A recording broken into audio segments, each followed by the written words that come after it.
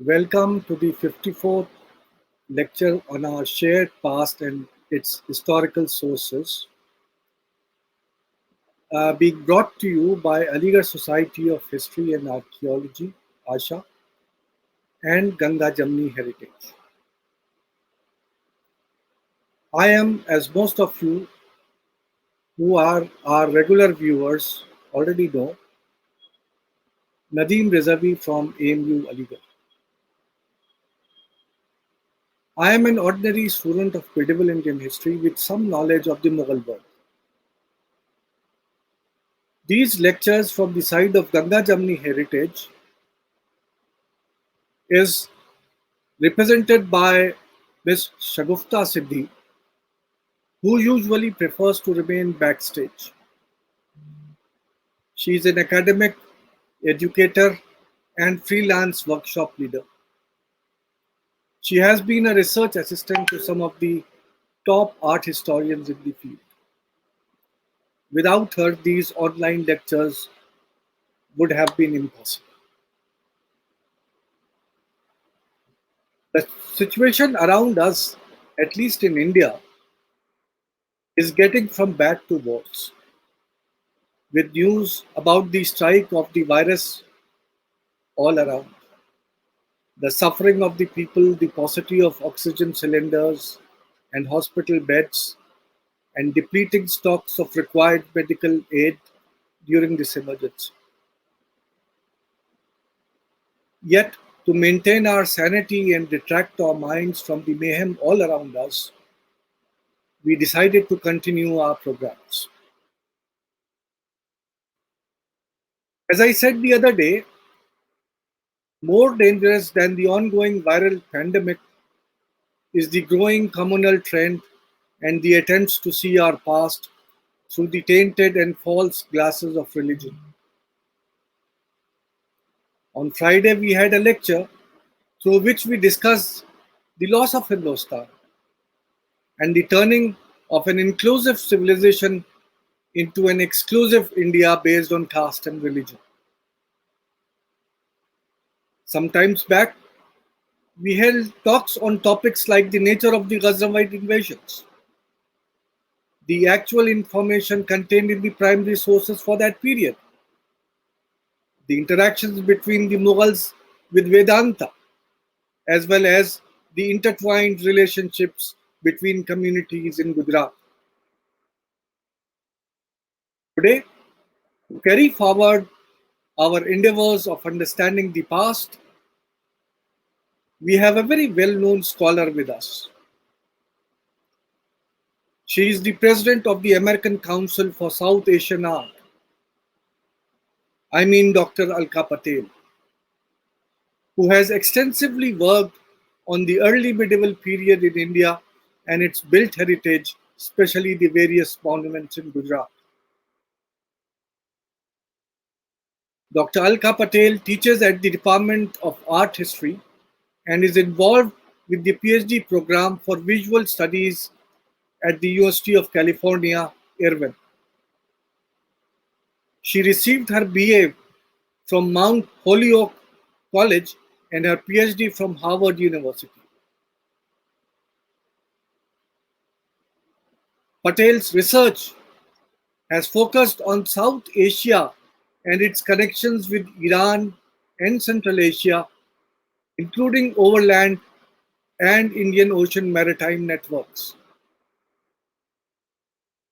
Her works include building communities in Gujarat, architecture and society during the 12th 14th centuries, published in 2004 by Brill, and the communities and commodities, Western India and the Indian Ocean, for which she was guest editor of a special issue of Ars Orientalis in 2004. Patel also guest edited Archives of Asian Art number 59 in 2007, a special issue on reuse in South Asian visual culture. I especially remember one of her various papers, which was on this very theme and which she had published in Sacred Landscapes in Asia, Shared Traditions, Multiple Histories, edited by Himanshu Prabhare in 2007. Incidentally, one of my own papers also happened to have been published in the same volume. Dr. Alka Patel's interests ultimately further expanded to include mercantile networks and architectural patronage in the 18th and 19th century South Asia, as evidenced in her work Indo-Muslim Cultures in Transition, which she co-edited with Karen Leonard, published by Brill in 2012.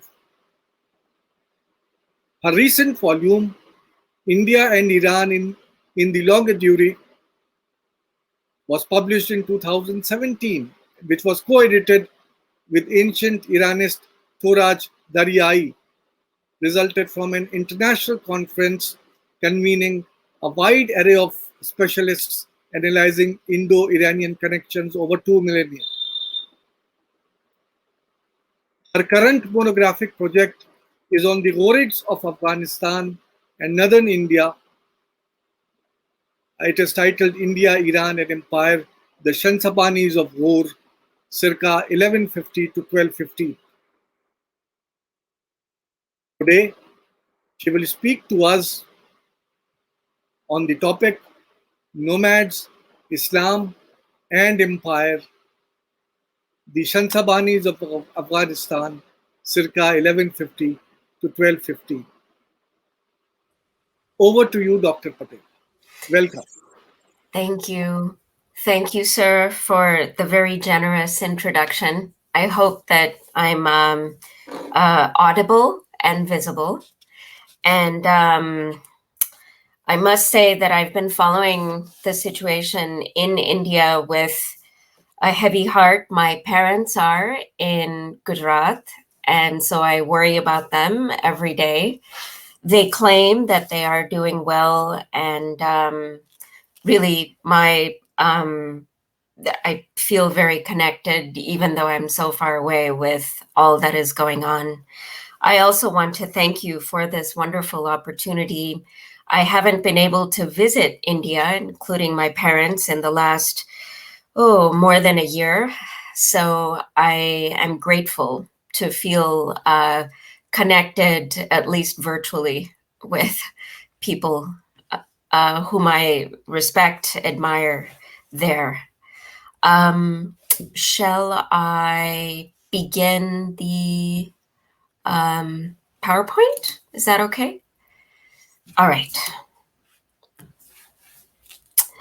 So, ever since childhood, buildings, especially old ones, were fascinating to me as organisms waiting to be known and befriended.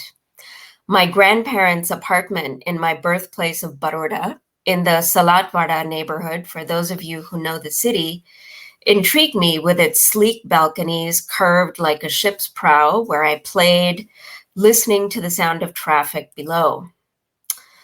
Growing up, I often got the chance to walk down the narrow lanes, both in the old city of Vadodara and in my family's ancestral village, with plenty of intricate wood facades where I could find fantastic creatures and fancy dressed women and men if I looked carefully.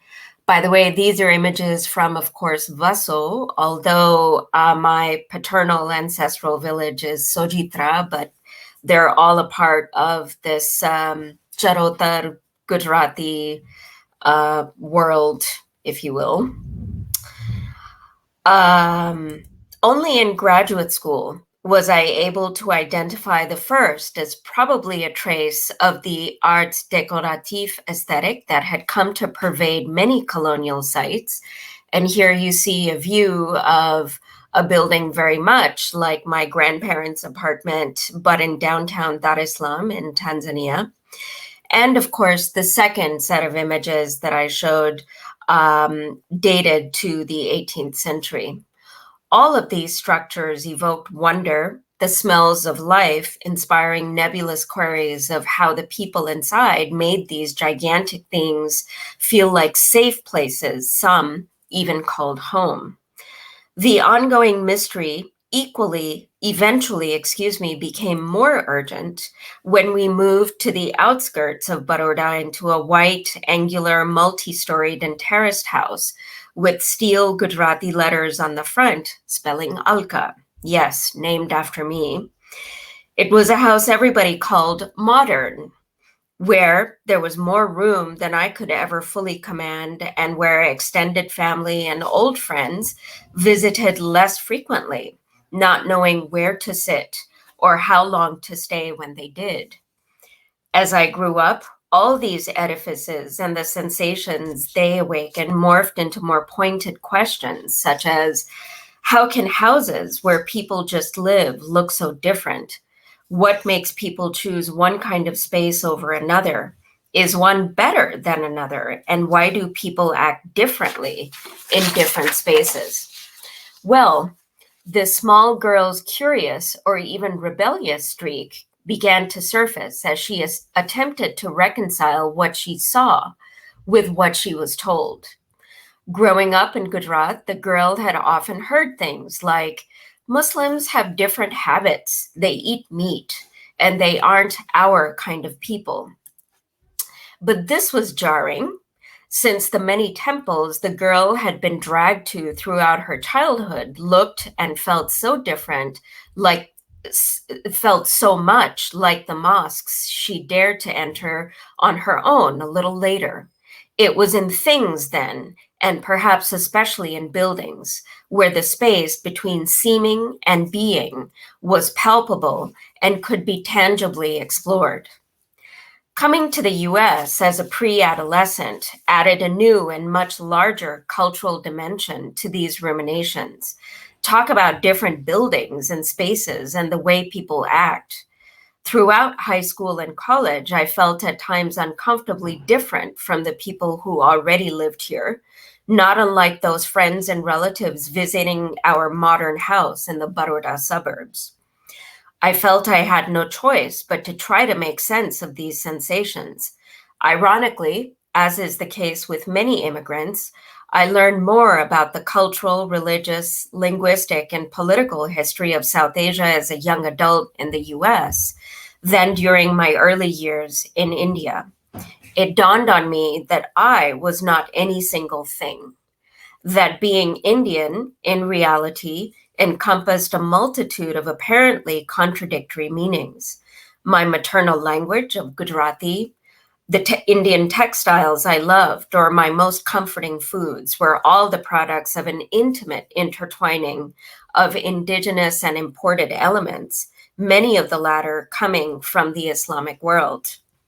By now, you may be asking whether this autobiographical indulgence is gratuitous or actually bears some intellectual relevance.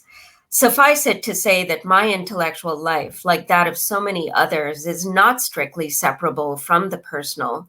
The indelible sensory stimuli of a childhood in India and the family history of transition from agrarian to urban surroundings and participation in the unique modernity of post-independence and post-partition India, which so many were also shaping throughout the last quarter of the 20th century. As such, this slight digression also underscores what is really at stake in my intellectual labor, a raw reality that does not effectively come through in a purely scholarly excursus.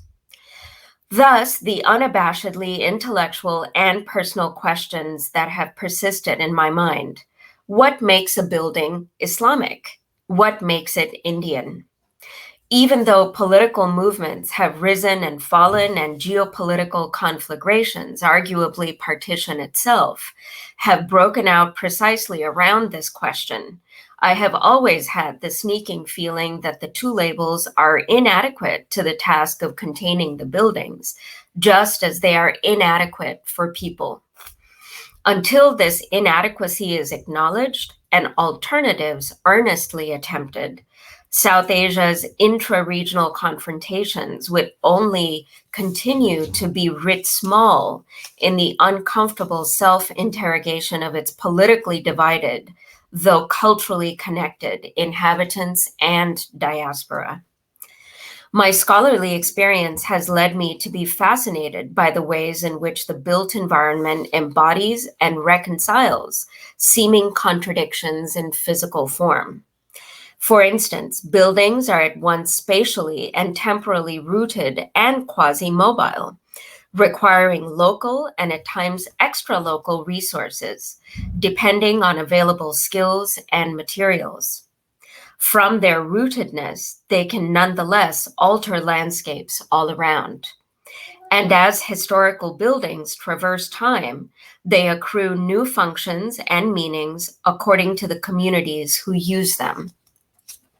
In the face of all the curiosity a historical structure inspires, one thing is abundantly clear to me, namely that I cannot imagine knowing it without seeing it and experiencing it for myself, visually, verbally, and haptically recording its details, its scale, and its construction materials, all contributing to reawakening those smells of life that emanated at various moments throughout its existence. It follows that documenting a historical building has at times called for risking comfort and safety, not to mention protestations from many quarters. Undertaking fieldwork for my doctoral dissertation in Pakistan presented just such risks and opportunities. Despite the worry of my parents and even my PhD advisor, was the late Dr. Pramod Chandra, all of whom had lived the majority of their lives in a post-partition India, the opportunity to look the constructed other in the face and see if we really were different was one I could not turn away. In Pakistan, documenting the surviving Salt Range temples and Ghaznavid remains in West Punjab, Swat, and Khyber Pakhtunkhwa, previously Northwest Frontier Province, Multan as a city of tombs, containing some of the most charismatic Sufi personalities of the medieval early modern world, and the 8th through 18th century Islamic remains of Sindh, so evocative of my natal Gujarat, all forcibly created a bridge between my younger impressions and adult intellectualism. It was at this time that my attention was called by the Shansabanis, more popularly known as the Ghurids, though this is a term I avoid for reasons I shall offer below. It is the Shansabanis who are, I believe, pivotal in the subcontinent's historically specific Islamization. Although my first book elucidated the architectural innovations resulting from the sustained commercial and cultural connectivity between coastal Western India and maritime Islam during the 12th through 14th centuries, I continued to plan a project offering me a more complete understanding of the historical moment when a politically and culturally ascendant Islam took root in the Indo-Gangetic plains. This significant historical process, in which the Shansabanis played an integral role, came to have indelible and enduring linguistic, religious, political, and cultural ramifications for all of South Asia well into the present day. Hence, the two-book project on the Shansabanis took shape, the first of which will be published later this year by Edinburgh University Press. Admittedly, when we think of the Shansabanis or Ghurids, their architectural traces in the North Indian plains come to mind, specifically a corpus of 5 mosque complexes, which I propose expanding to 7 with 2 works I published almost 10 years ago. Among the works dating to the Shansabani expansion into the Doab, the better-known examples are the Congregational Mosque of Ajmer and, of course, the Qutb Mosque and its attendant Qutb Minar.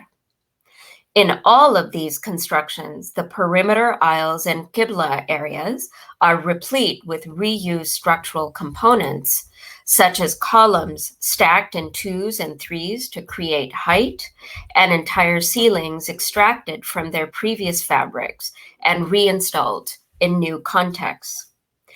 The Shansabani structure's significance resides not only in their reuse of older building materials, but also simultaneously in their being the very first mosque complexes on a monumental scale in northern India. I have set forth in my previous work, and others have also studied the Muslim mercantile communities settled at Emporia and along the Indian coast, probably since the 8th century and likely earlier, commissioning mosques and other Islamic ritual structures in these settlements. However, it was not until the 1190s, with the Shansabanis' successful forays eastward, that Islamic buildings were constructed by Muslim political military elites on a truly grand scale. In 2000, Richard Eaton made important strides in historicizing acts of reuse, collating the textual sources mentioning them and mapping them along moving geopolitical frontiers. He proposed that collectively, temple desecrations, and that is Eaton's term, constituted one of two stratagems simultaneously utilized by new Muslim power seekers entering the subcontinent from Central Asia. The other stratagem being deployment of Sufi sheikhs to, quote, win the hearts and minds of local populations, end quote, as Indo-Muslim imperial formations coalesced. Elsewhere, I have already argued that when scrutinized individually, Eaton's overarching hypothesis that temple desecration constituted the eradication of past political powers and thus was a fundamental act of state building does not hold true in every instance. Nevertheless, his work has reopened possibilities for understanding historical processes rather than foreclosing them. Indeed, an important contribution. Following my own critique of Eaton, then, my current work disaggregates the collective idea of desecrations and further neutralizes them as acts of reuse. But first, we must ask an even more foundational question, namely, where it all began. While the truly fascinating structures attributed to the Shansabanis in the North Indian regions are arresting in multifarious aspects, they did not appear out of nowhere. Just as their patrons had a long and consequential trajectory prior to their entry into the Doab.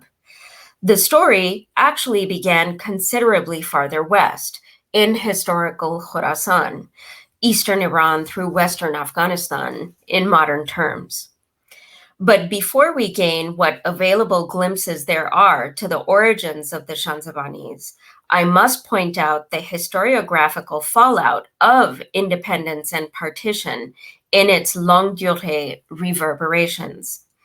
It would seem that this Janus-natured historical event has erased, or at least occluded, all manner of sins, including historiographical ones.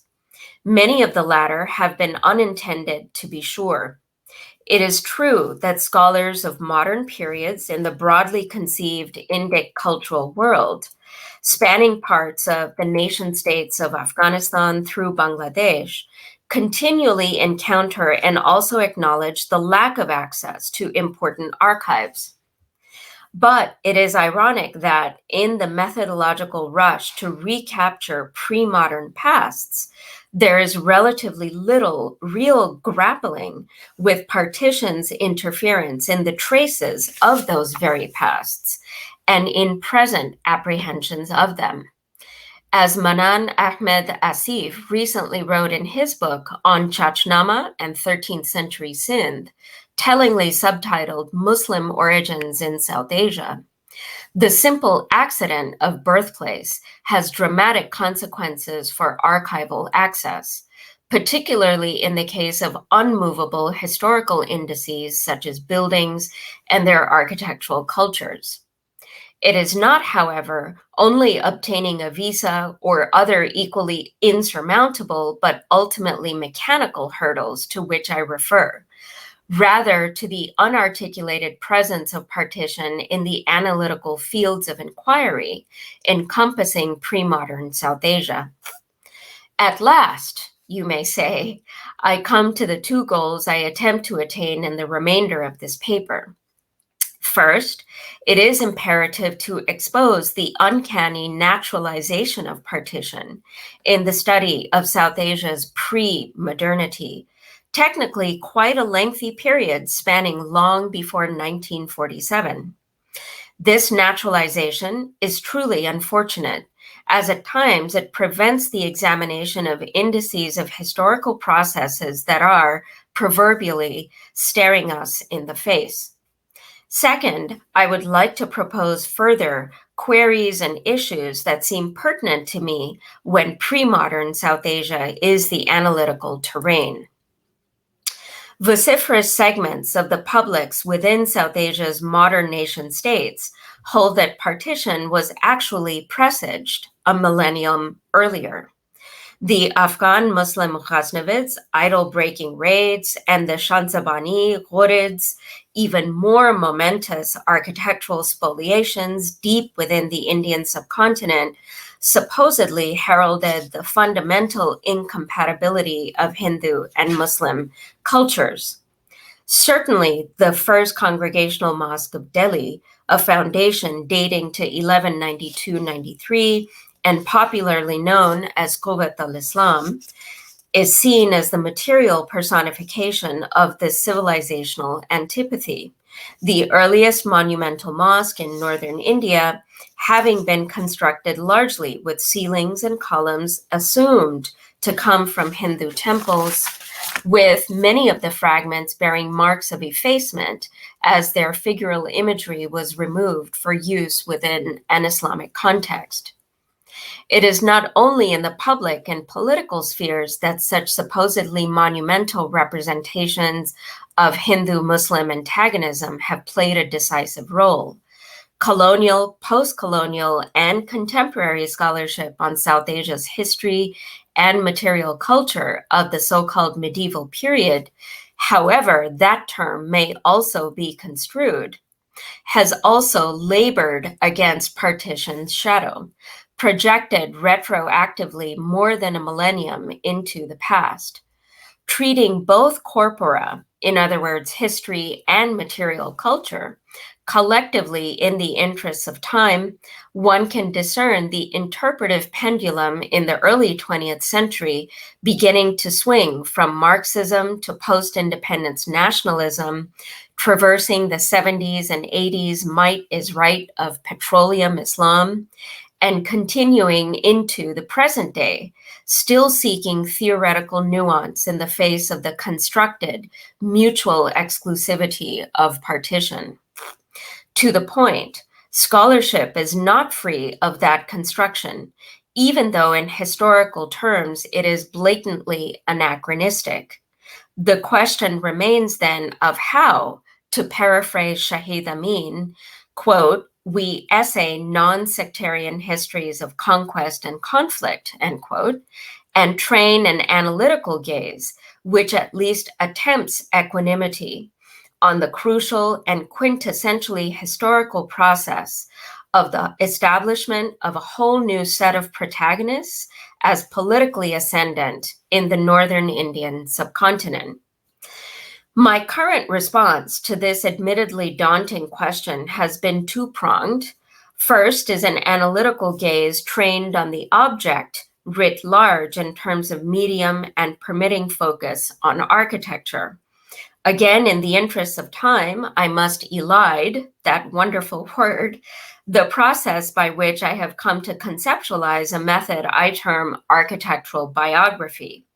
In brief, it capitalizes on the very rootedness of buildings and relies on archaeological and anthropological data related to these monumental objects, their ontology qua object, however, also requiring art historical engagement.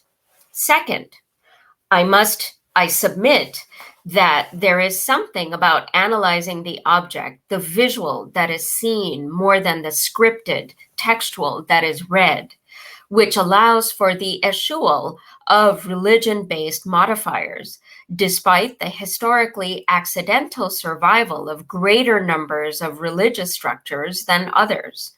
It is my hope that this will become apparent in the examples analyzed below. But let me say here that this focus on the object in turn creates a palpable suspension of the phenomenon of partition and its accompanying analytical assumptions, which for the last 70 years have tended to predetermine investigative approaches as well as outcomes. The above-mentioned monumental complexes were the result of a larger historical trend encompassing Central and South Asia, namely the influx of nomadic populations identifying as Muslim, coming from modern Afghanistan and beyond, via the northwest mountain passes into the Indus valleys and the Punjab, and ultimately the North Indian plains.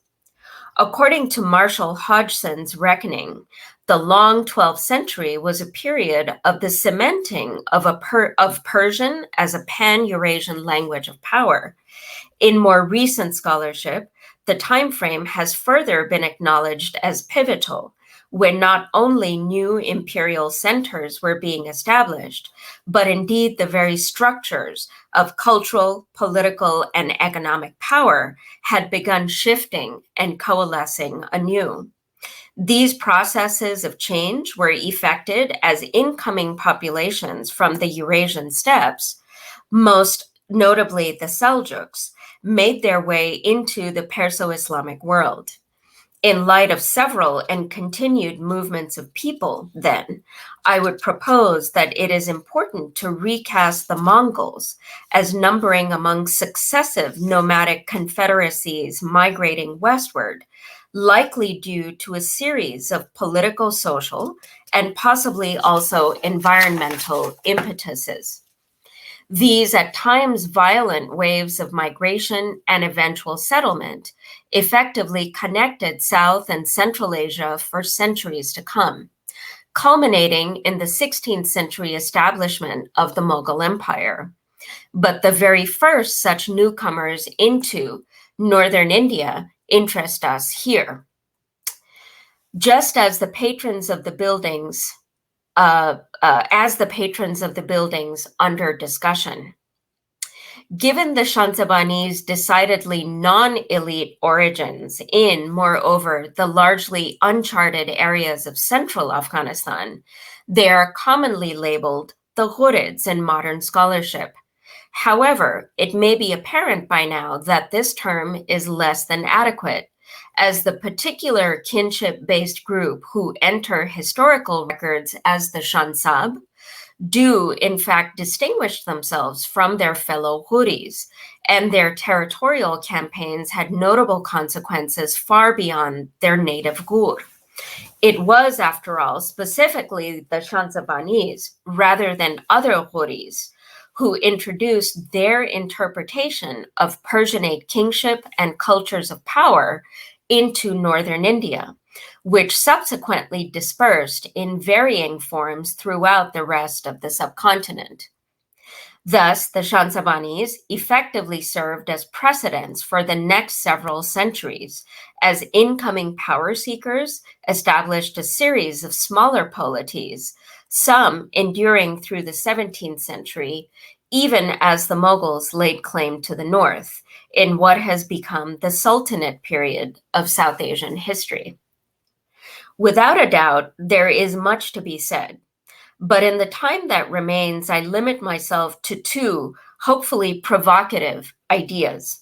First, in order to understand North India's earliest monumental mosque architecture, India alone is not enough.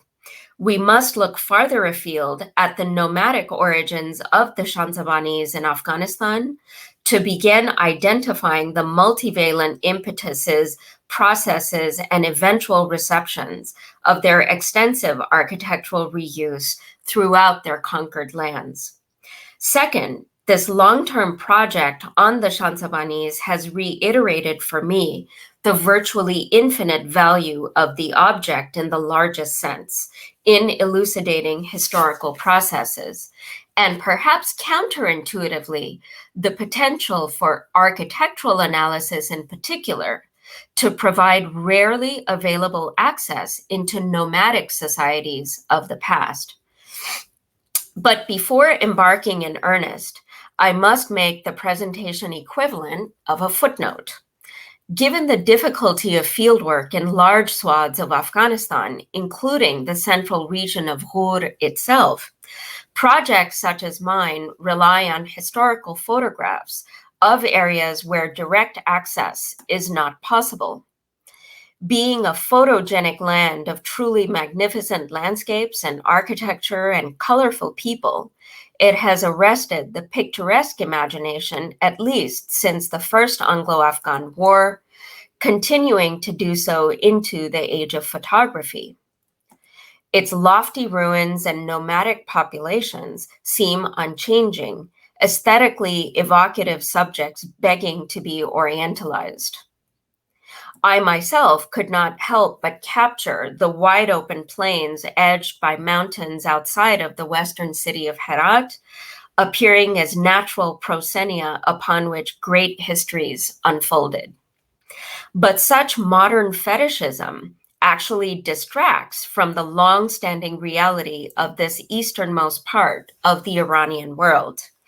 Afghanistan was a busy place, being the strategic point for control of much of Eurasia, as realized by the Sasanians, various Hunnic groups such as the Hephthalites, and the Western Turks, to name only a few who built and consolidated empires starting and sometimes ending here. Moreover, these picturesque but artificially empty vistas occlude the prevailing reality of the vast majority of the Iranian Persianate cultural sphere well into the 19th century, what has best been described as the nomad-urban continuum. This concept not only frames the cultural, political, and economic symbiosis between sedentists and nomads, it also emphasizes the flexibility in lifestyles as individuals and groups respond to changing circumstances over time.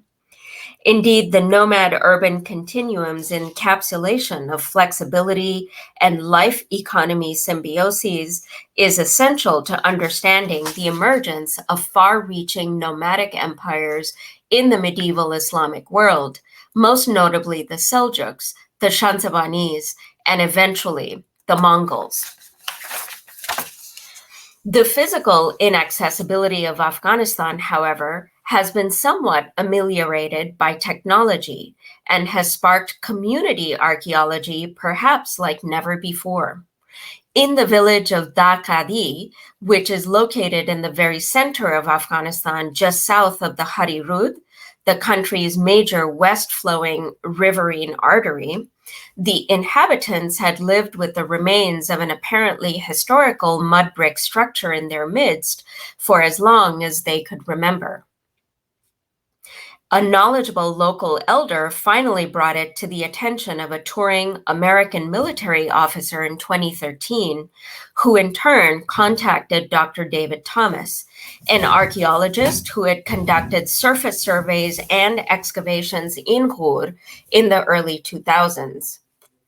Relying on historical mentions of a minar and its approximate location, triangulating with available satellite imagery and coordinates, and comparing the rediscovered tower with more firmly dated examples from Seljuk Iran, the Dakadi Minar was convincingly identified as an early Shansabani commission. I would say even the first, to be discussed further momentarily. It is already known that, like other nomadic empires, the Shansabanis also maintained a degree of nomadism, even after attaining far-reaching territorial conquests by the mid-12th century. They were seasonally transhumant between what was probably their summer capital of Firuzkoh at the mountainous confluence of two rivers and an as yet unidentified winter destination somewhere near historical Zemindavar. In my work, I propose that it is equally important to piece together their pre-imperial history by analyzing all available sources. Admittedly, this is a challenge for which not all disciplines are equipped. Archaeology, for example, has long grappled with recuperating nomadism's traces in the historical landscape. Generally, nomadic economies do not require architecturally skilled labor, given the mobility of people and goods, nor could they hire such labor and commission buildings without surplus production. Indeed, such physical lacunae are only exacerbated by nomads' reputation for violence and other seemingly anti-societal tendencies, like brigandage or simple disregard in court-centered chronicles of both the Persianate and Indic cultural worlds. In fact, the panegyric poetry of the Shansabanis' court littérature and the 13th century chronicle called Tabaqat-e-Nasiri, a rare history detailing the Shansabanis' rise and fall, though it was composed at Delhi in northern India for reasons that will become clear, altogether erase the clan's localized and nomadic beginnings, substituting these with mythical origins among the pre-Islamic kings of Iran. How then to explain the literal littering of southern Ghur with remains of individual towers and even entire fortified complexes?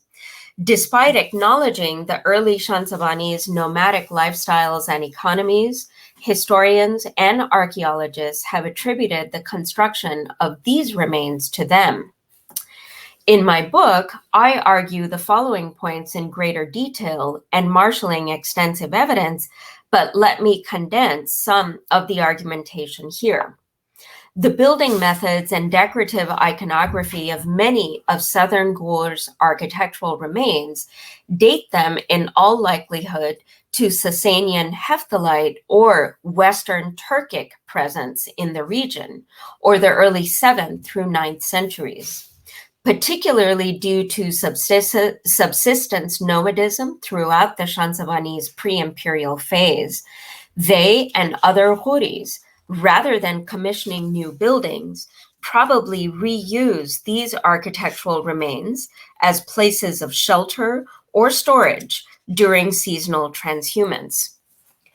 Furthermore, the Shansabanis' patronage of the Daqadi Minar at the beginning of the 12th century in northern Ghur, more than 200 kilometers away, was a definitive indication of their economic and socio-religious metamorphosis into a regional and eventually trans-regional political power. Pinpointing the factors in this transformation, such as how precisely they shifted to an economy of surplus production that allowed for the patronage of skilled architectural laborers, may never come to light. But what the Daqadi Minar does signal is this nomadic group's more declarative identification with Islam and Perso-Islamicate culture. In the absence of more historical data, I have utilized modern anthropological research on nomadic groups as a possible parallel to the Shansabanis' historical shifts. Again, due to time limitations, I summarize here that akin to nomadic cultures in the present day, the Shansabanis were also probably long exposed to varieties of Islam in central Afghanistan, but unable or uninterested in reconciling daily and annual life cycles of nomadism with an essentially unrelated great tradition. Only when their politico-economic fortunes catapulted them onto a larger stage did they don an identifiably Perso-Islamic identity, transitioning from an unknown nomadic clan to legitimate imperial contenders against the Ghaznavids and the Seljuks.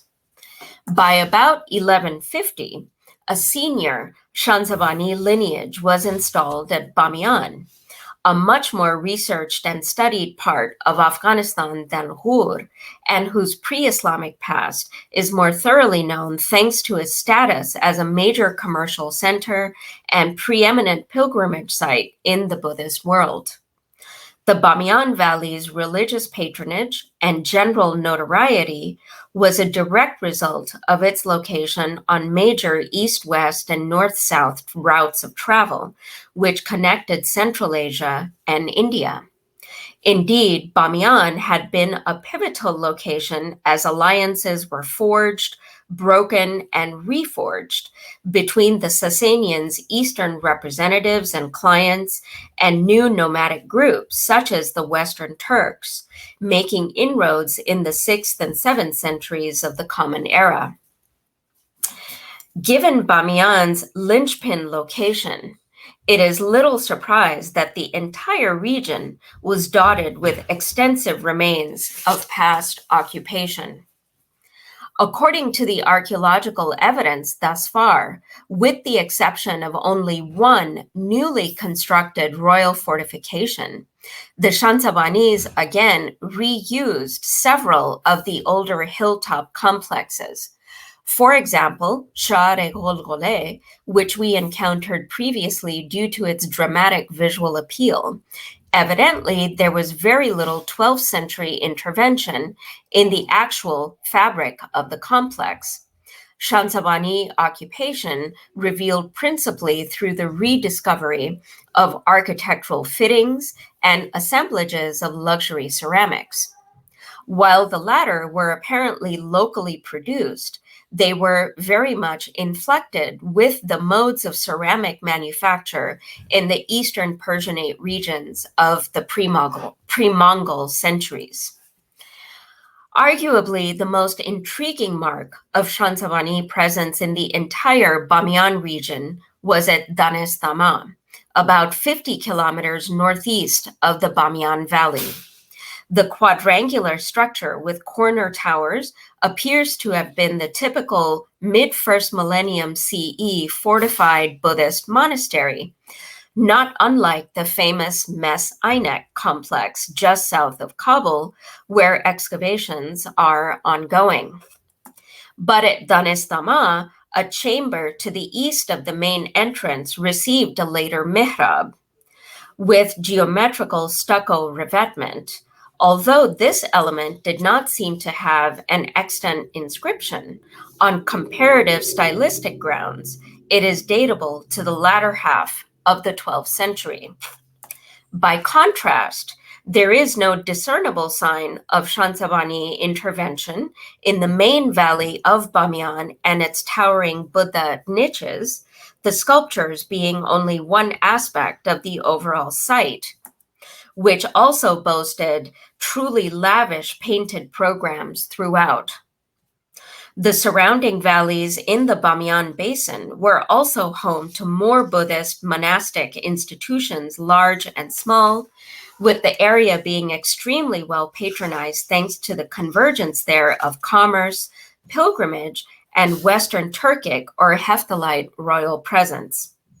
The Shansabanis did little, if anything, to interfere in the well-oiled economic machinery of the Bamiyan region, much less disturb or destroy the artistic production that only testified to the area's trans-Eurasian importance and doubtless also helped attract pilgrims and others from afar. As we know, it was not until more than 8 centuries later that the Taliban appropriated the dubious distinction of destroying the Bamiyan Buddhas. By the late 1180s, the Shansabanis pushed farther east in their imperial expansion, successfully using locales along the Indus and the city of Lahore in the Punjab as springboards for campaigns into northern India. While it may never be clear what precisely prompted them to push farther and farther east, two factors should be considered. One is that, like the nomadic Seljuks, the Shansabani elites also continued to fulfill the roles of nomadic tribal chiefs and had increasing demands of pasturage, small scale agriculture, and the other necessities of pastoral nomadism to accommodate that were thrust upon them as their numbers of affiliates and military recruits swelled exponentially. Second, as was the case for many emerging imperial formations in the past, the Shansabanis could have also been following the directions of momentum of their predecessors. In this case, the infamous Ghaznavids had already made plundering inroads into northern India, which the Shansabanis were compelled to follow as they filled the political and economic vacuum left by the Ghaznavids' disintegration. The foregoing circuitous loop brings us back to northern India, where we began. I spend less time on the Shansabanis' Indian buildings, as I have extensively argued elsewhere that they were not random acts of pillage, but rather, conceivably, of salvage. It is consistently the case, for example, that large structural components were carefully extracted in toto from previous contexts and just as carefully reinstalled in new ones. Furthermore, the most ornate, older fragments appear at architectural and ritual focal points within mosques. Intriguingly, this trend also maps onto the internal development of temple architecture in northern India, where earlier, more sculptural approaches gradually took on punctual applications of carved decoration. All of these observations indicate that the Shansabanis patronized the local makers of buildings, whose expertise was required for the extraction of usable structural components and their replacement in new architectural fabrics. Most notably, these newly introduced building methods, for example, stacking columns atop each other, was not lost upon the local workers, who in turn extended the traditional proportions of column orders to heighten the interiors of subsequent temples. What we have seen until now surely complicates the reception of the Shansabani presence in northern India. In the book, I propose that their early nomadic beginnings predispose them to refashioning inherited landscapes according to their needs, an expediency that they implemented also in their wider conquests, such as Bamiyan. The fact that this area's blatantly iconic major Buddhist institutions were left largely unaltered further intimates a region-specific mode of empire building, which gives pause to any reflexive interpretation of the Indian buildings solely as acts of iconoclasm. Nevertheless, the larger notion of Islamic iconoclasm has a powerful hold on the contemporary public imagination, certainly in India and elsewhere, which in turn creates new political realities with global consequences.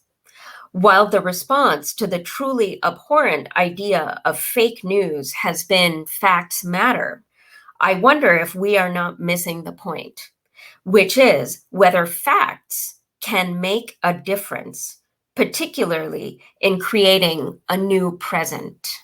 Thank you. I think I've gone on long enough. Let me stop sharing the screen. Is that possible? Somehow? Stop sharing. There we go. Thank you, Dr. Alka Patel. Of course. really fascinating lecture with many, many new insights. And thank you for a sneak peek into the book, which would, I hope, be out soon, say by the end of the year or by next year. So I think we did have a good sneak peek of the type of work which you are doing. I hope I didn't give it all away. There is actual more evidence in the book. What I found remarkable, however, was how you shifted from the past to the present and then back. That was, I mean, remarkable because you gave us a feeling of the region, how it is today and how it was, and who actually were the Shansabanis, and what was their contribution, without having any biases. Let us have a few questions which have been asked to you. Uh, can I? Uh, uh, Ah, how Shansabani dynasty converted to Islam from Buddhism, and did Minaret of Jam, which is in Afghanistan, had any influence on the making of Qutub Minar? of course, an excellent question. So, actually, the really early periods of Shansabani or indeed Hori history are very much unknown due to the reasons that I referred to throughout the talk. And we know that really historical records emerge only when there are scribes and writers who are hired to narrativize these histories. Now, prior to their emergence as political and economic uh, uh, bases of power, many of these regions simply went largely unrecorded, except, of course, in the very localized histories, and many of those were transmitted or circulated in forms that were ephemeral. So I preface the answer to the question with all of that because it's actually unclear whether what their kind of religious life was, especially in this naturally kind of insulated region of Hur, what the kind of religious culture of this region had been. Certainly, there is an insulation, if not an isolation, geographically and otherwise, that the region was characterized by, but it was not completely impregnable, so to speak. And indeed, there were people who had contact with the inhabitants of the areas comprised within it. So I would suspect that indeed, if we look on a map at where the historical region of Ruhr is located, it in fact is contiguous with areas that for a very long time, ever since the very first inroads under Umayyad and then Abbasid um, uh, deputation, there had been expansionist forays from Western Asia into Central Asia, including modern Afghanistan. So some of the more so-called heterodox movements, such as the Kharijites, had established themselves and really operated from bases within Sistan, which was on the southern contiguous border with historical Hur. So perhaps a good map might be the one that was of the more focused view on Hur itself. You can see Zamin Davar to the south, and then Sistan to the southwest. I would say it is slide number 40. So, yes. perhaps an even better, forgive me, slide number 30 would help the audience see the overall map without the photographic superimpositions.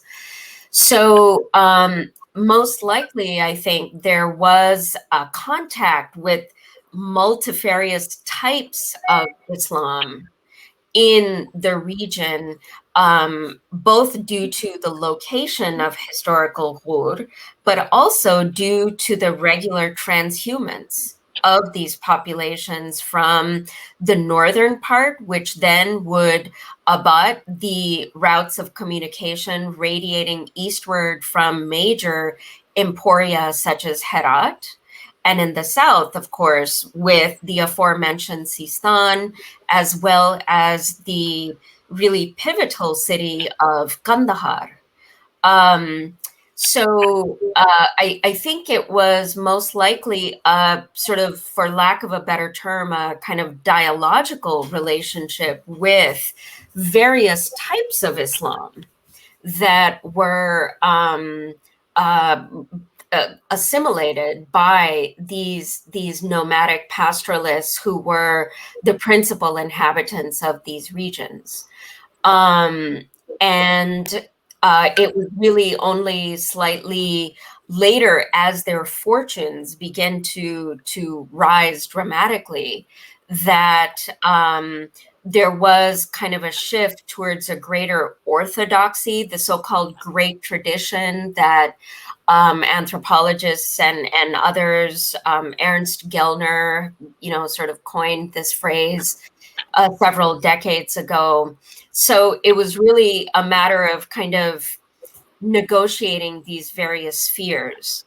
Now, as far as the architectural connections and conversations, I would say absolutely the minar that was constructed in Jam, and it's as my colleagues, all of you might know, it's been redated really to the 1170s rather than the 1190s, and a re-examination of the epigraphic program. So indeed, it is quite almost an immediate precursor or predecessor, architecturally speaking, to the foundation of the minar within the Qutb complex, which, as we know, happened several years, in fact, after the foundation of the actual mosque. So certainly in terms of overall morphology, there was a relationship, I would say, and these towering architectural commissions had really taken on multiple meanings throughout the Persianate world. I showed some examples of the Seljuk towers and the Isfahan oasis. And in fact, one could say that the Seljuks really kind of, re-signified these minars as these extremely communicative architectural foundations that eventually had extremely complex epigraphic programs. So the construction of the minar at Jam has received a lot of attention, and of course the redating that I mentioned before. Therefore, it would absolutely be certainly architecturally speaking and conceptually a precursor to the Qutb Minar. Right. Can you just once more repeat the chronology so that people may understand it further? I mean, in a concise form, you just repeat the chronology once again. So my overall chronology, I believe, and obviously this is founded on as much historical data as can be gathered, and this would be textual as well as material. But I would say that we are examining really the interstices of the long 12th century. I would say that, of course, regions in central Afghanistan and elsewhere were places where nomadic pastoralists and other types of societies existed, but really the Shansab, as an eventually more significant part of the Hori context, really come into, shall we say, the beginnings of their trajectory to this trans-regional importance, I would say in the early decades of the 12th century. And Right. really, most of their activities were located within what we now think of as modern Afghanistan.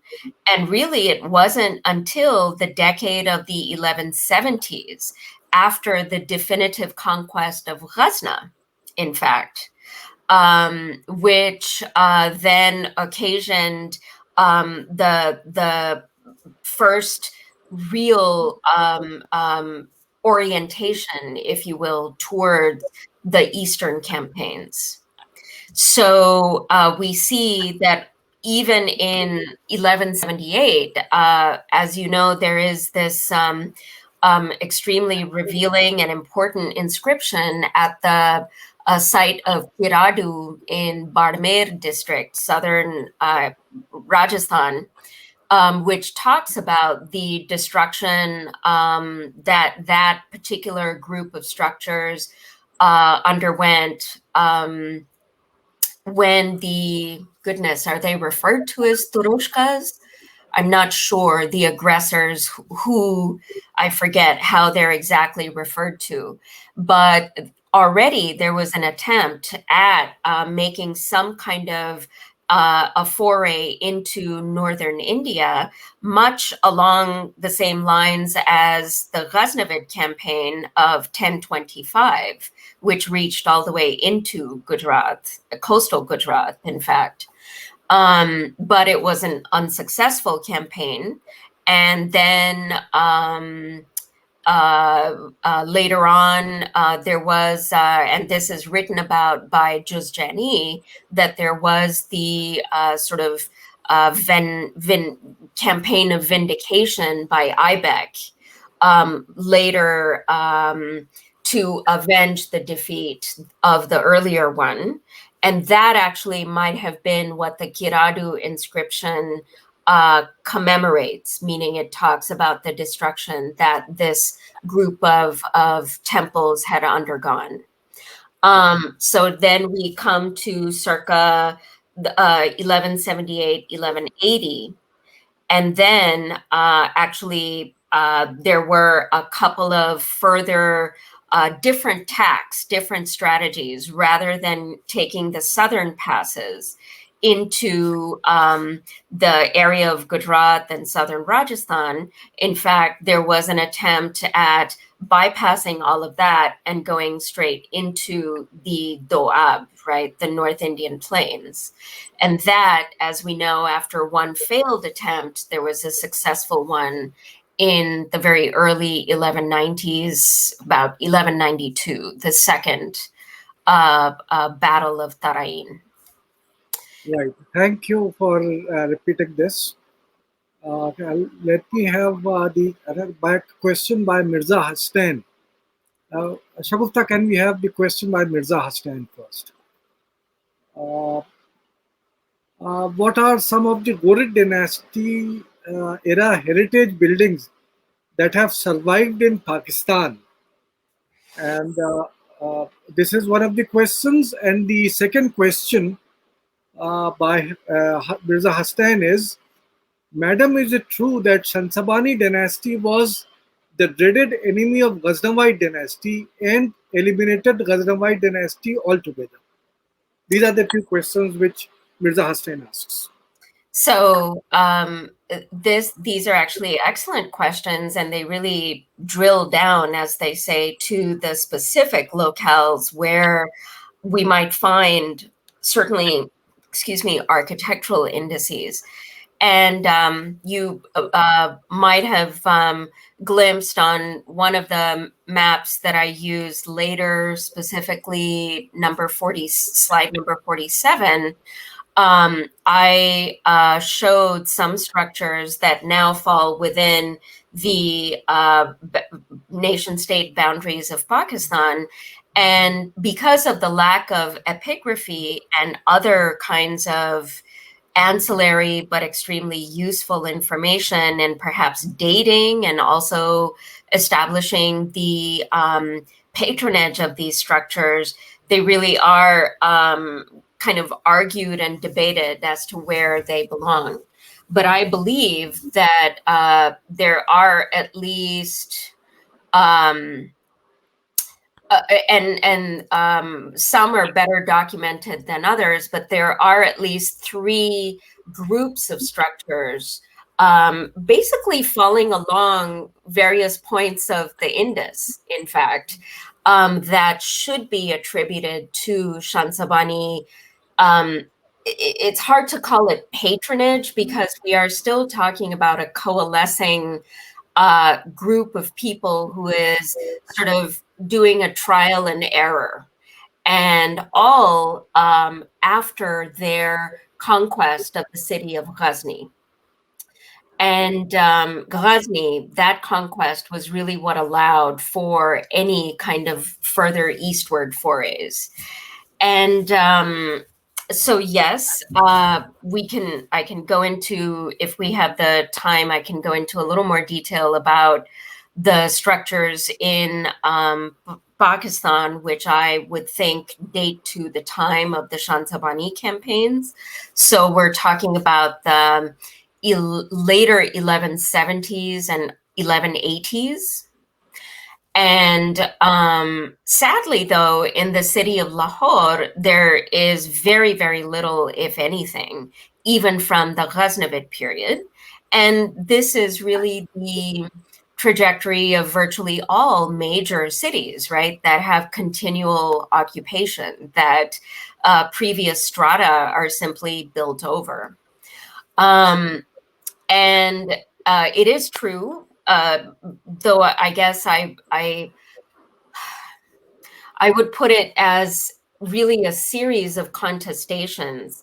The Shansab definitely were the ones who dealt, shall we say, the definitive blow to the Ghaznavid dynasty in Afghanistan. But as we know, there was a period of at least a decade when the later Ghaznavid sultans, in essence, took refuge at their establishments in Lahore and in the Punjab region. During that time, this is the decade of the 1150s and 60s, precisely when the Shansabanis are not only consolidating control, but one thing that we have to remember is that the Shansabanis themselves are actually split up into at least three separate but affiliated lineages. And many times they are contentious among themselves. So we have the house at Jam, now pretty much accepted to be Firuzko. We also have an equally uh, senior household that was established at Bamiyan, as I talked about. And after the conquest of Ghazna, arguably that was a third Shansabani lineage that emerged based at Ghazna, but not only at Ghazna, also including Lashkargah, Lashkari Bazar, going all the way to Boost, right, bordering on Sistan. So, on, for better or for worse, I think we have to kind of fragment and complicate the very idea of the Shansabanis, because they were not this kind of phalanx of a united front that were, pushing forward. Indeed, there were a lot of family struggles and some dirty laundry that got hung out. There was a fierce competition between the Ghazna and the Jam Firuzko houses, in fact, and they were constantly sort of luring scholars. So that, and indeed, it was a triangle, and Bamiyan was another competitor. So, in fact, Josdani's father himself, Maulana Sirajuddin, also found himself kind of lured away from Firuzkoh to the court of Bamiyan. And then, with the establishment of the Ghazna lineage, there was a third kind of axis, a third pinpoint. And, really the sustainability, if you will, the viability of the Ghazna lineage could only move forward if there were the Eastern campaigns. I mean, I think, in fact, an analysis specifically of the Ghazna lineage would give us a lot more information on the motivations and the modus, the MOs of the Ghaznavids, their predecessors, why it is that there was this particular relationship that the Ghaznavids had with northern India. And indeed, it was a very different relationship from what the Shansabanis undertook. And in some part, that could be because of this fragmentation of lineages, which one finds sort of conspicuously and repeatedly documented, for instance, in modern nomadic confederacies, and even the more intimate views of nomadic households and families, where there's a constant over generational fragmentation of patrimony. Um, it's a much more, I guess, complicated picture, perhaps, than even I am doing justice to at present. So Right. I mean, thank you for a very detailed answer to the question which was asked. Uh, before we take up L. Mahfouz Priye's two questions, there is a question by Nanak Ganguly. In yeah. 1204, Muhammad Ghori suffered a crushing defeat and the dynasty almost vanished. Did it happen that Shansabanis depended too much on Mamluks without any blood relation? Again, a fascinating question. Now, you are referring to, let's to add to the confusion, both of these brothers were actually they were given the name Muhammad. So are you referring to the senior Muhammad who was operating in Khorasan, I guess? I think you're referring to the confrontation with the Kharazm Shah in 1204, I assume. So, and this actually is important because indeed we have to think about that continual and increasing fragmentation of those three lineages that I mentioned before. So, in fact, the junior clansman, the youngest lineage established at Ghazna, was actually enlisted, yes, into that particular campaign where there was a defeat against the Kharazm Shah. But I think it's important to conceive of uh, who participated where, really as a series of favors that was exchanged among these clansmen, while they always maintained their own independent bases of operations. Now, the Ghazna lineage, Shihabuddin would have felt beholden, surely, to Shamsuddin because of the seniority and because, in fact, there was a push towards Ghazna and effectively the establishment of a third lineage, sort of with the tacit approval of the other senior clansmen. So, I guess I would fragment and disaggregate these lineages and say that, well, I think that the fortunes of Firuz Ko turned dramatically as a consequence to this defeat by the Kharazm Shahs, because ultimately it was they who in fact occupied the site of Firuzkoh, presumably at Jam, about a decade later in about 1215. But so I wouldn't say that the entire dynasty was kind of on its last breath.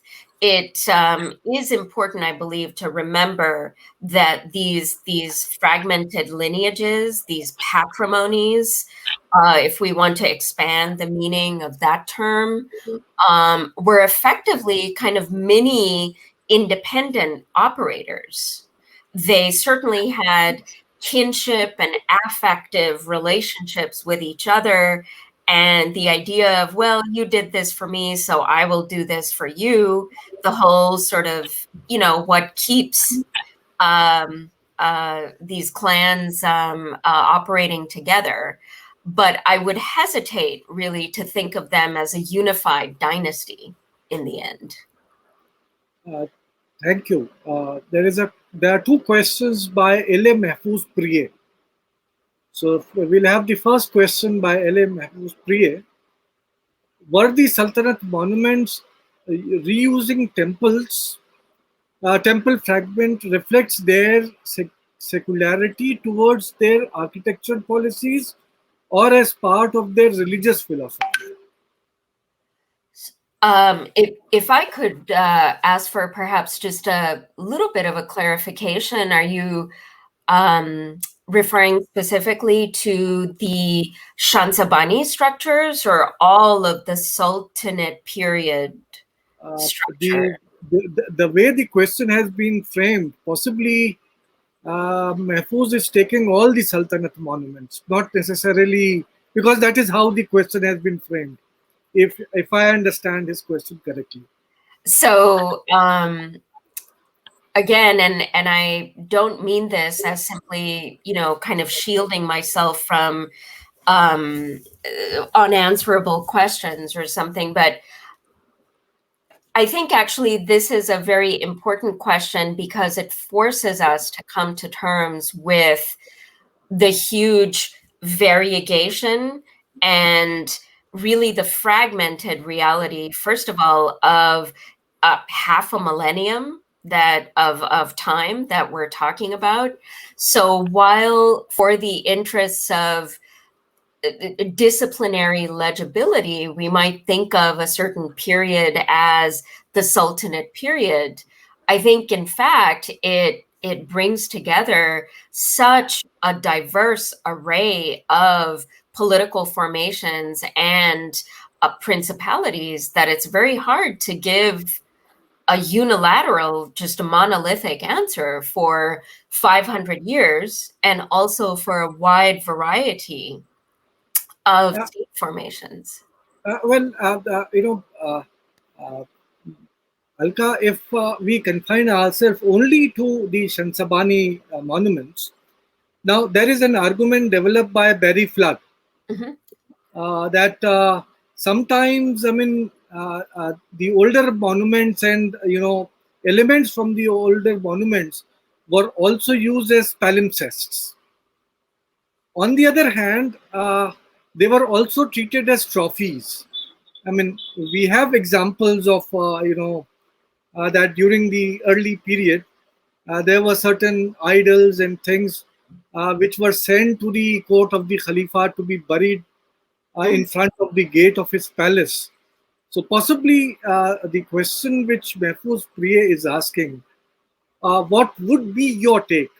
Whether the Shansabani kings, say for example, those who were building Quwwatul Islam for that matter, were they using the temple artifacts in a very secular way that is, they could incorporate the temple, elements within a mosque, and their religion was not hurt, or was it that they wanted to show the supremacy of Islam uh, over the others, and that is why those elements were being reused in their monuments? How I would you? I would say that both of those aims were superbly met, in fact.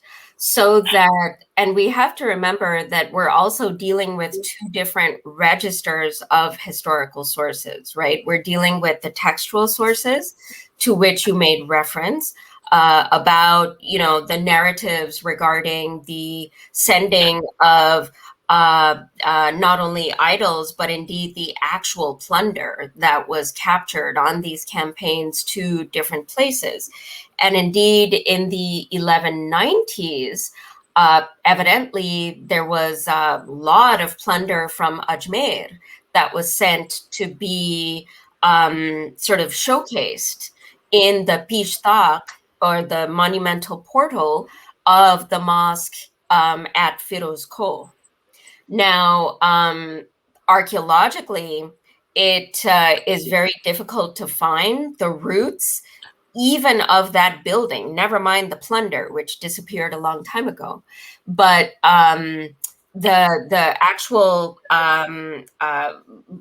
footprint of the structures that are referred to, and this is something that I discuss at some length in the book. But in the case of the buildings in India, um, or the North Indian plains, I believe that there definitely must have been some kind of a triumphalist propaganda, because remember, these are brand new kind of, power players who have come into town. This is an immense kind of victory if we think of it just from the point of view of what even their predecessors had not done before. There are no monumental Ghaznavid mosques in the subcontinent. I mean, in northern India, it's the Shansab who did this. So clearly, there was an awareness of the consequence of this victory and series of victories thereafter. But I think that there were also much more pragmatic is one thing, but also aesthetic and cultural factors that were in play. Now, if we think about the architectural model that was provided by the Minar at Jam, it definitely does have a dialogue and a relationship with the Qutb. And there is no reason that it should not. I mean, architecturally, there was a certain culture and a language that these folks, the newcomers, were accustomed to inhabiting. And this was what was going to be recreated now in an Indian context.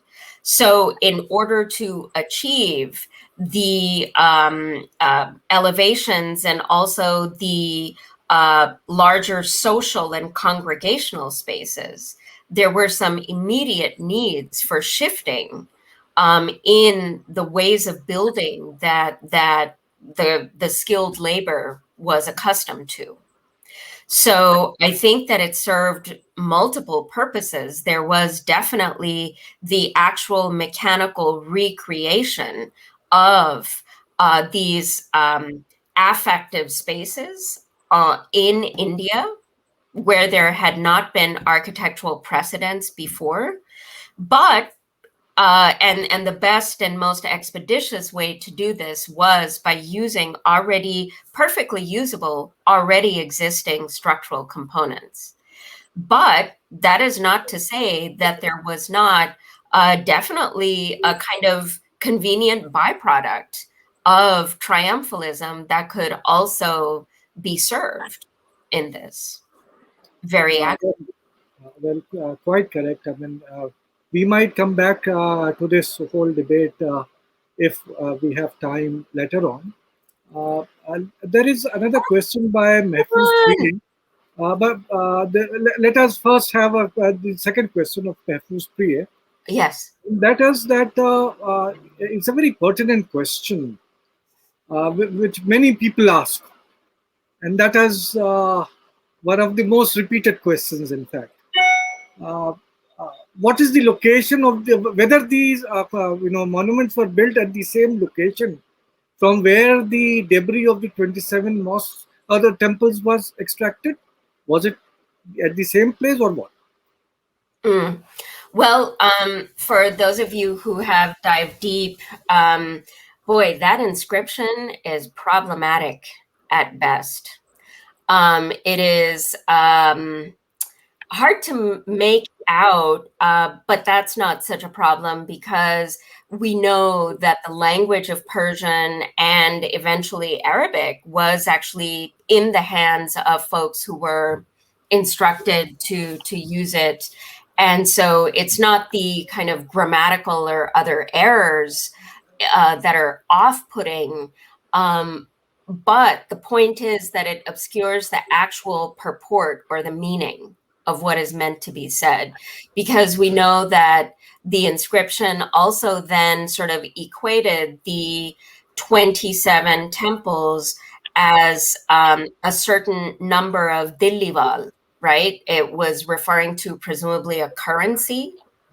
Um, so th- I would think that there is more of uh, it is quite possible that indeed somebody kept absolute meticulous records that, oh, these are 27 temples from which we are extracting this material and using. Um, but I think that there is a certain metaphorical component also to the inscription.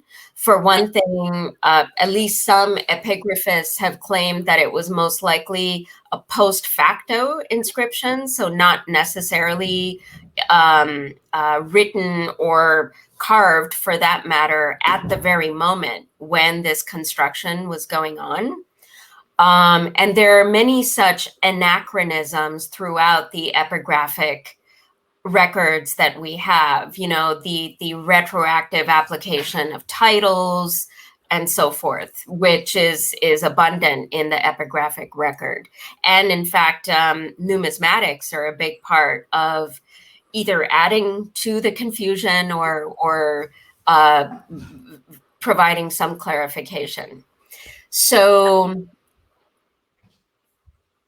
I I think that there was more of a thrust of the actual kind of um, amount of capital, the worth, the currency that was invested in the construction of this complex. Not more, but that is an equally important consideration.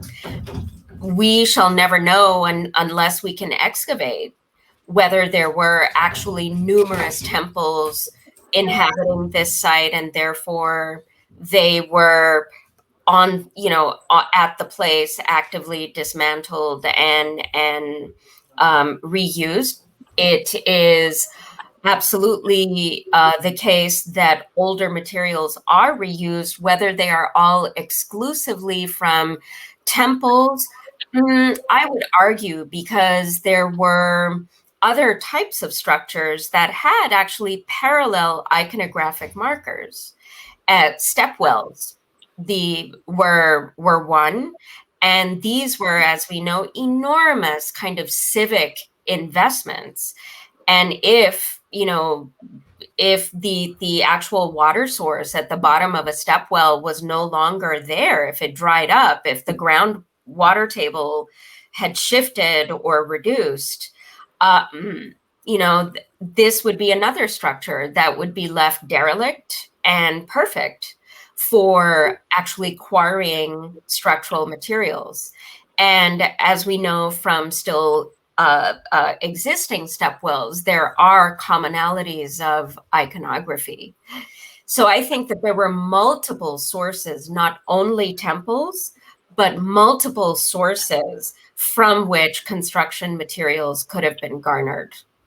This again does not reduce the effectiveness in the kind of triumphalist narrative that can be woven from it. I will just add to what Alka Patel has said, and that is that uh, Tabakat Nasiri does mention 27 structures, the material of which was used in the construction of the Quwwatul Islam Mosque.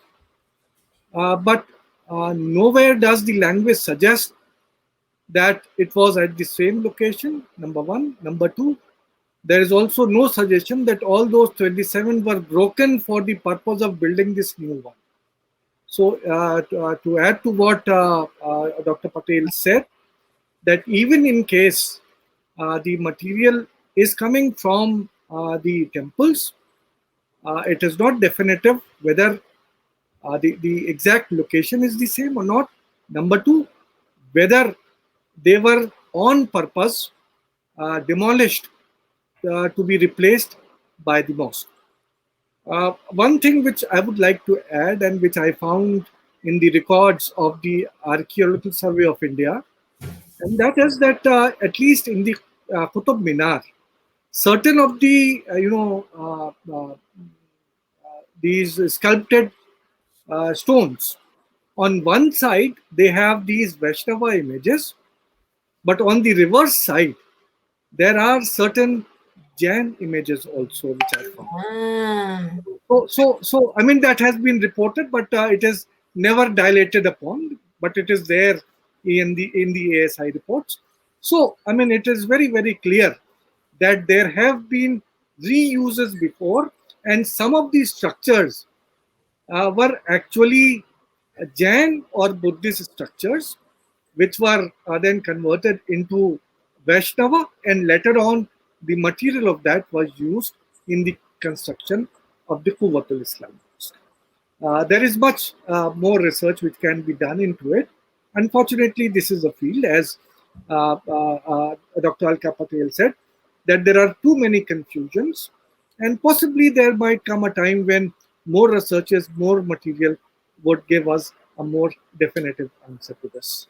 Let us I have the I right. just wanted to say, Professor Rezavi, that there is an inscription actually from the early 14th century, now that I think of it, that actually refers to a broken temple that was used. I'm sure you're familiar with it, but anyway, I just wanted to bring that up. That in fact, this kind of very pragmatic reuse of existing construction materials is something that filters into the epigraphic record here and there as well.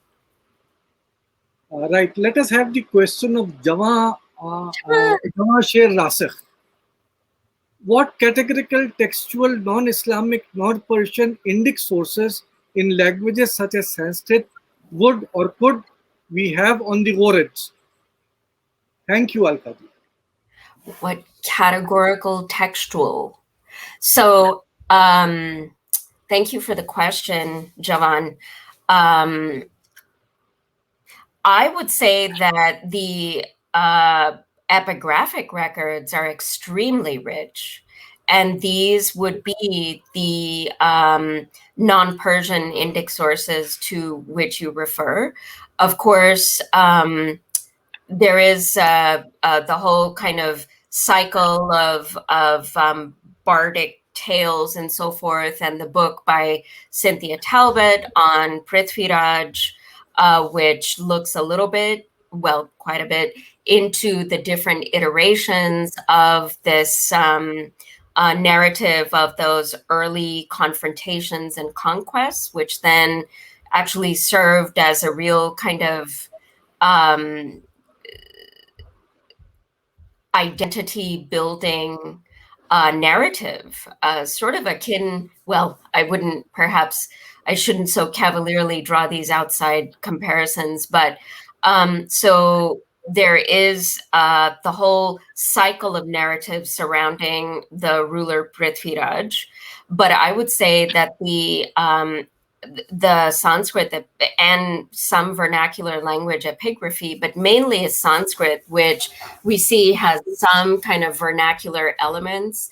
I remember looking through a lot of inscriptions for the Gujarat book and seeing these, and even Dr. Desai characterized, the language used as having some Gujarati-isms in those inscriptions that were specifically from the Gujarat and southern Rajasthan region. So I would say that the Sanskrit epigraphic records are impressively informative.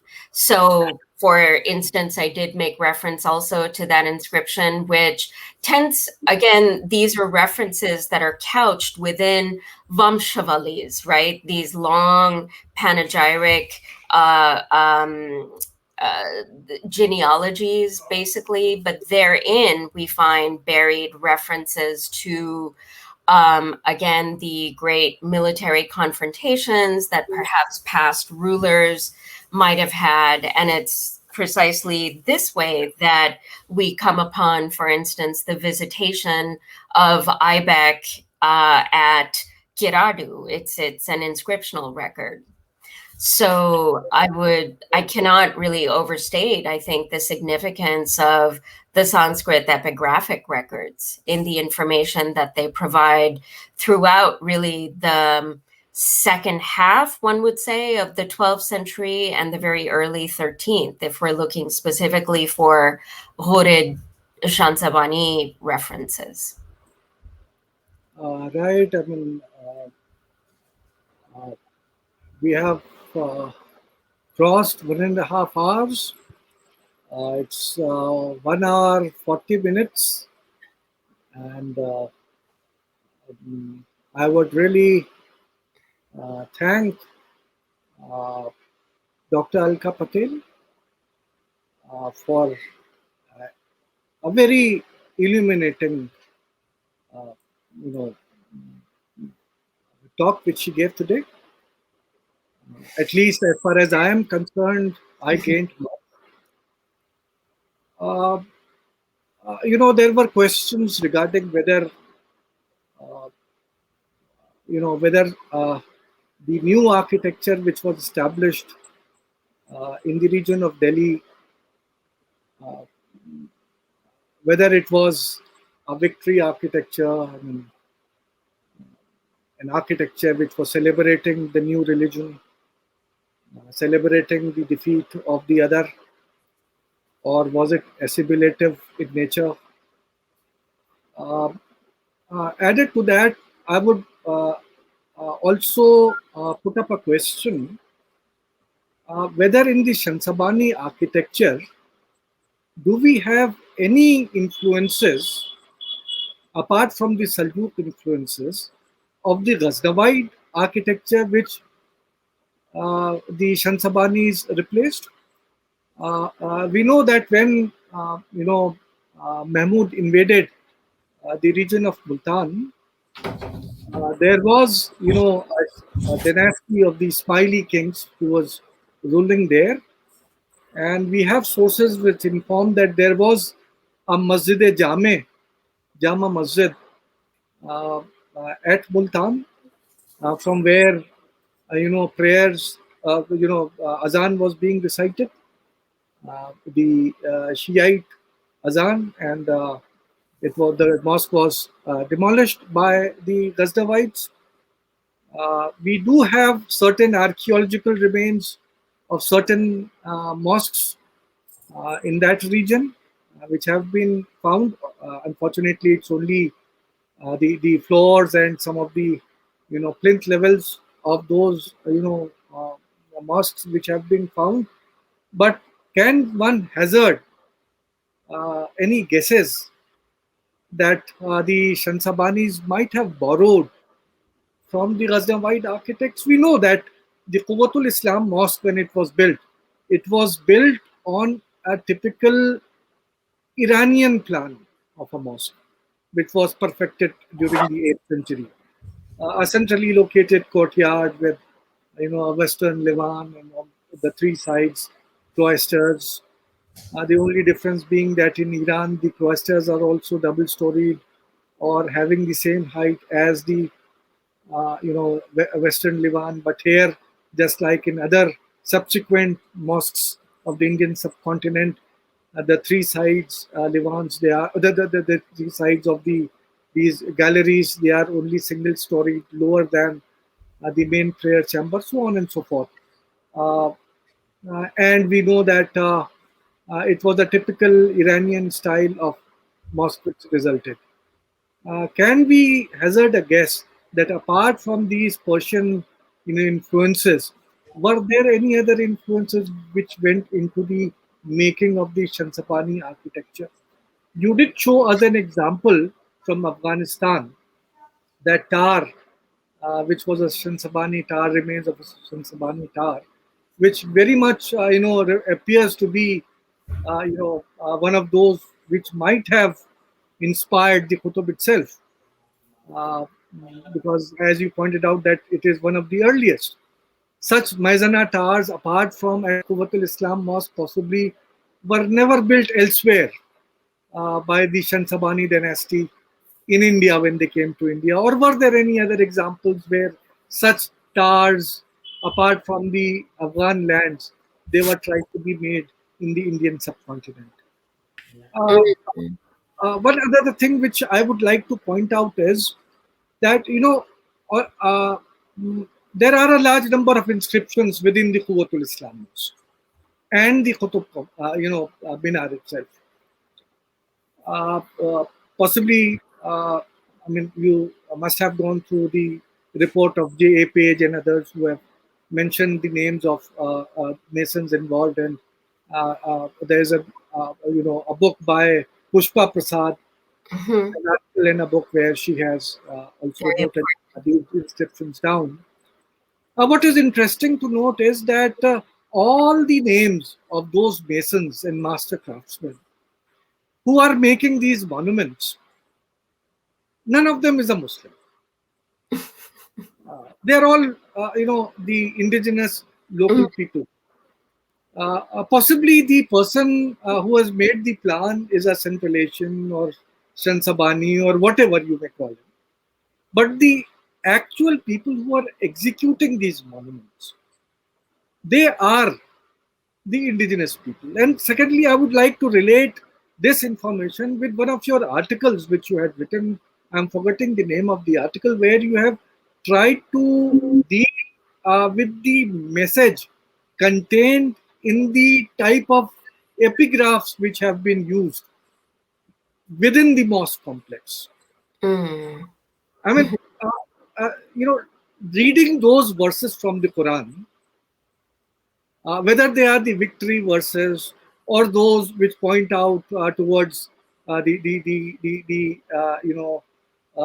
the non-Muslims, the Zimmis and others would be treated, or how it is a victory of Islam, possibly were never read by those who had been conquered, as you rightly tried to argue. Uh, what type of message was tried to be given through them? Uh, uh, I think there's These a are the few things which I would like to point out, that because in these type of lectures which we are holding, there may be few people who are listening at the moment, but because it would be put on the YouTube, there would be a large number of people who would be looking at it, not necessarily all with history background, but mm, these are some things which should be told to them. So that is why I want your response to these queries of mine. mhm. So beginning with your last, I think that it's an excellent question to ask what ultimately the effect was. We, as modern 21st century scholars, really look at the content and, demonstrate that we can read and locate the Quranic verses, etc., which to a small segment of the contemporaneous population must have had significance and importance. After all, they were chosen to put on the architectural decorative programs. But I think that even without having access to the actual content, I think there were some very powerful statements to be made that were aesthetic. After all, if we look at the arcaded facade at the Qutb, that was that came slightly later. Of course, it wasn't part of the very initial construction. And again, this is attested by the epigraphy. Um, the effect that that arcaded facade has with this interlacing of very, very Indic floral iconography with an equally rich aesthetic of the naskh and the thuluth that was used in the actual Quranic inscriptions. I think it in many ways conveys a more powerful, if you will, message precisely because more people can actually feel that, along with the people who read the inscriptions, all the way around the facade and can make out the contents. But they also, along with all the non-readers, would feel the brand new kind of space that is being created with structures like this. And already by the 12th century, the actual scripted language was a major aesthetic component of what we think of broadly as Islamic art and architecture. And again, trying to leave behind presentist attitudes that in many ways belittle or think of aesthetics as frivolous. Indeed, the overall effect, aesthetic and otherwise, that was created by these structures, as we established, being brand new types of buildings. These types of buildings just hadn't been made, certainly in this region previously. So I think that would have had a tremendous effect, which I'm sure the patrons were most likely aware of by the sheer contrast, both in monumentality as well as the layout of the building, as well as the use of a totally different decorative iconography that included script, which wasn't a part of the kind of Indic aesthetic fabric prior to that. Or it had been only on a very, very small scale. The examples that I showed from Bhadreshwar, for instance, of those mercantile communities, at least the structure that's in better shape, hopefully still, the little tomb structure, it does have a Kufic script, and there are fragments also in the much more deteriorated mosque structures.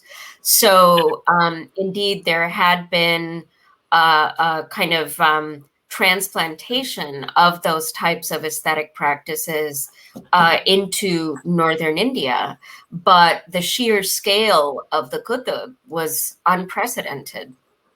It, it must have Right, been magnificent right. I or mean, awe-inspiring, many things.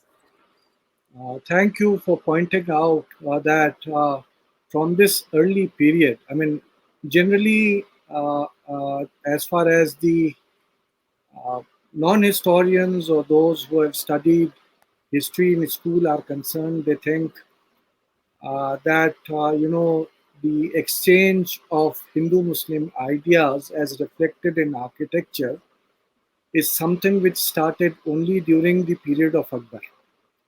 It was only he that where features derived from Hindu architecture.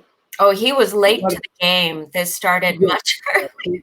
but the work of Alka Patel and others who have worked on the Shansabani monuments show that as early as the 12th century or 13th century, there was an exchange of ideas. The in monuments which are not mosques, monuments which are made in Bhadreshwar and other places, we have those, Kufic verses which are being utilized. Uh, those architectural elements which one identifies with temple architecture are being taken out from there and being used in buildings which are being sponsored by the kings uh, uh, who are the new conquerors in this land. They are incorporating those traditions within their fort. Unfortunately, it is from our colonial period that this dichotomy, this particular understanding of dividing even the architecture on the basis of Hindu and Muslim have started, so much so that today we call certain elements as Hindu, call certain elements as Muslim. In fact, the founder of my institution, uh, the great Sir Syed Ahmad Khan, is also responsible for this type of an understanding. You know, when he was writing his Asarus Sanadid, and when he was surveying the mosque constructed by Qutbuddin Aibak, Iltutmish, and the other sultans, he started calling it as Quwwatul Islam, the might of Islam. If you go to the Sultanate period sources, none of them uses the term Quwwatul Islam. There is no might of Islam. There is no sense of we dominating over the other, which is ever. It is either called as Masjid-e Jame simply, Mm. or it is known as the mosque. And at one or two places, the term which has been used as an adjective for this mosque is Qubbatul Islam, the Don't. dome of Islam, which, you know, the center of, you know, here, the term Islam should not be taken uh, uh, in some other sense. I mean, this is not the time to go into all the details. But remember, Qubbatul Islam just means the canopy of protection. Islam stands for peace, a land which has now been brought under peace, a land where all type of saints and priests and Sufis who are being hounded by the Mongols in Central Asia, they are coming and taking shelter. And it is here in these realms that a capital has been established. Let us also not forget that this particular monument was created in the heart of a city which had been founded by the by Anandpal, which was later on built by Prithviraj Chauhan. We have the Prithviraj Raso, which, although a bardic text, but gives us the detail of when and how the city was founded. There are a number of, epigraphs found in Rajasthan, possibly Bikaner, if I'm not wrong, where we find the term that these Chahamanas and Chauhans were holding a territory which was known as Dhillika Mm. or Yeah. Delhi. We have an inscription on the iron pillar of Chandragupta, not the Chandragupta Maurya, but a Chandragupta who was a local ruler. And certain historians and archaeologists, for example, Cunningham, tried to read one of the inscriptions epigraphs on that as having the term Dhillika or Dhilli. There are certain people who contest that idea and they say that it is not so. But the term Dhillika for this capital city, where the Qubbatul Islam and other monuments by the Shansabani dynasty were built, this place, even if we do not believe that this iron pillar has this term Dhillika on it, even if we take the other accounts, and there are two manuscripts where this term Dhillika occur. So there are certain epigraphs away from Delhi, and there are at least two manuscripts which predate and which are basically from the Chahamana period, which mention the existence of a city uh, of the Parmars and Chahawans, which was known as the Dillika, which was conquered by newly conquering Shansabani sultans.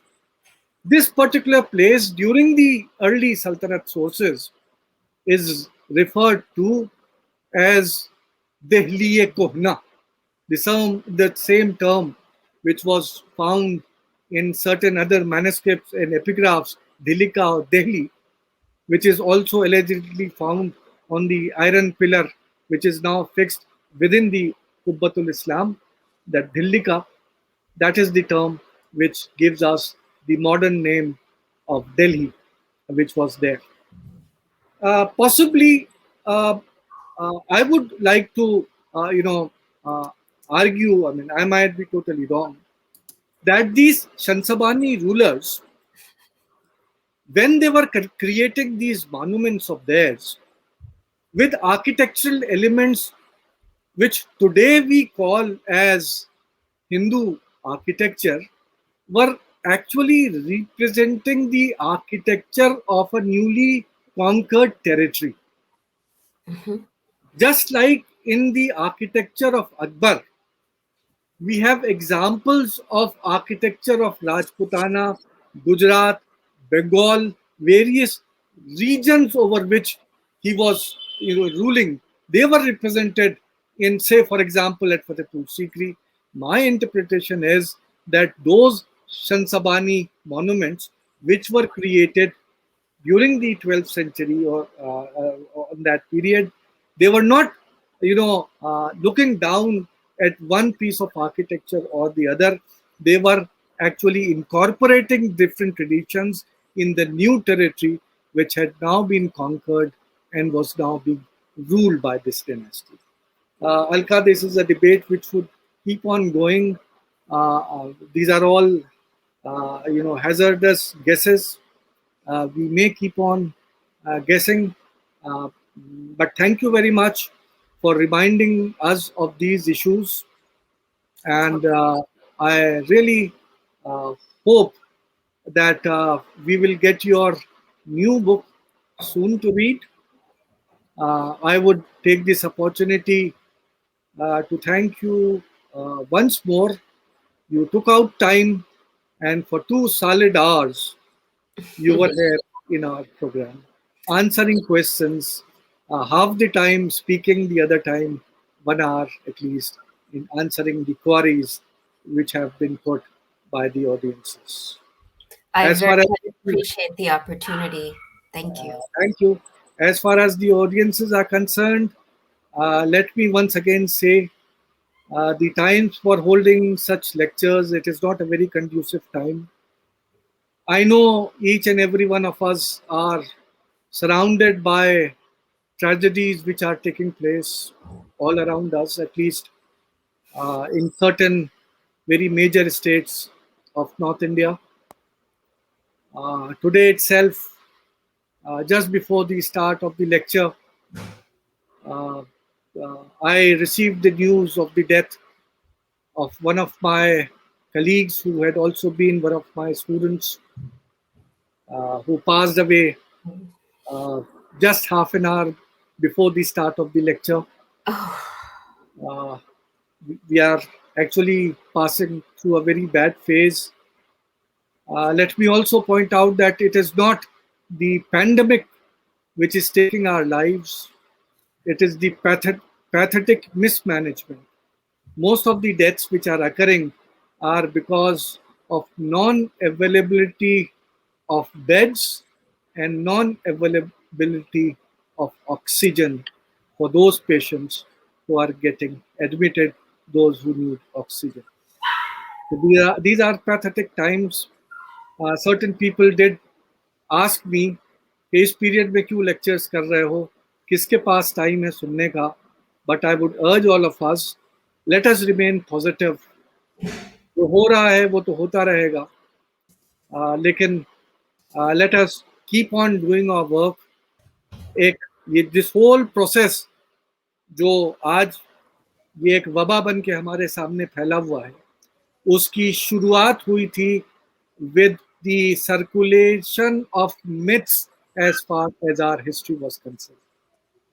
And as students of history, our basic duty is to grapple with these myths and present before you the facts which we think are facts, which are actually informations derived from the primary information. Today, Alka Patel talked on the basis of her own surveys and on the basis of her own researches to show what type of structures and buildings were created during the period of the Shansabani dynasty. We are not denying that there were no clashes. There were clashes, there were differences, but then there were also give and takes even at that early period, at that particular moment of time when a so-called new belligerent, group was coming and trying to establish its rule in India. Thank you, Alka, once again. Bye. Thank you, all of you, for joining us. Good night. Goodbye. बहुत बहुत आप सबका शुक्रिया. Thank you. Namaskar.